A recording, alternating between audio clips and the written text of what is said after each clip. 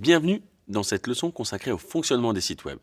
Nous allons passer en revue les grands principes des serveurs web et des noms de domaine. Sans trop rentrer dans les détails techniques, c'est promis. Nous verrons à quoi ils peuvent vous servir et comment trouver ce dont vous avez besoin pour bien commencer. Un site web est un espace réservé à votre entreprise sur Internet. Vos clients potentiels peuvent y accéder pour se renseigner sur votre entreprise et ses services. Imaginons que vous avez décidé d'ouvrir une boulangerie dans le monde réel. Pour commencer, vous devez louer un local pour vous y installer. Pour un site web, c'est la même chose. Sauf qu'au lieu de louer un local dans une grande rue commerçante, vous louez un espace sur un serveur. Il existe de très nombreux services qui s'occupent de tout cela automatiquement.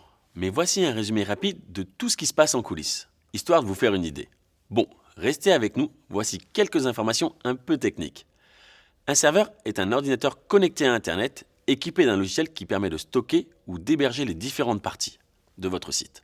Le code, les images, les clips vidéo et tout le reste du contenu de votre site. On l'appelle serveur parce qu'il sert le contenu adapté aux visiteurs lorsqu'il le faut, plus précisément lorsque quelqu'un visite telle ou telle page sur votre site. Il existe beaucoup de sociétés et de services qui vous proposeront de louer un espace sur un serveur et d'héberger votre site web.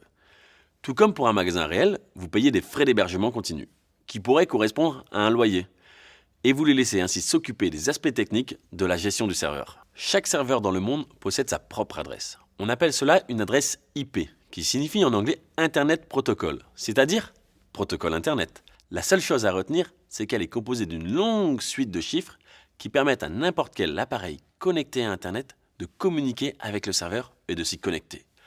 Heureusement, vous n'avez pas besoin de comprendre ce qu'ils se disent. Il vous suffit de choisir un nom plus sympathique pour faire référence à cette adresse IP. Ce qui nous emmène à la seconde partie de notre leçon, l'adresse web ou nom de domaine.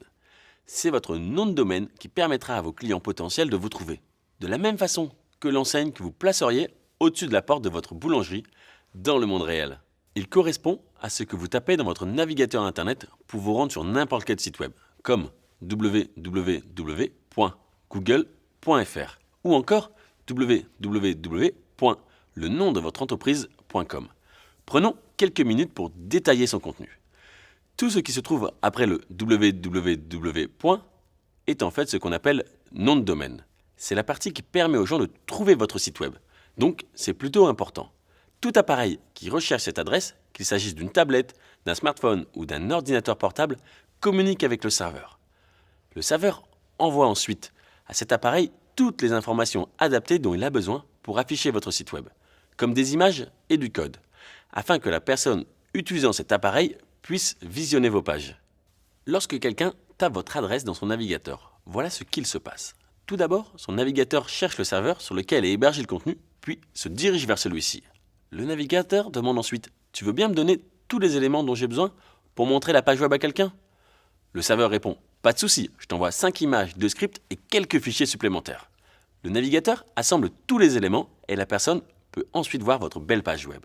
C'est à peu près tout, mis à part qu'il ne communique pas en français, mais via un système de bits et d'octets assez compliqué. Mais nous n'y comprendrions pas grand-chose, donc bon. Pour récapituler, avant de créer un site web pour votre entreprise, il faut bien comprendre son fonctionnement général. Un serveur héberge votre site et son nom de domaine permet aux internautes de le trouver.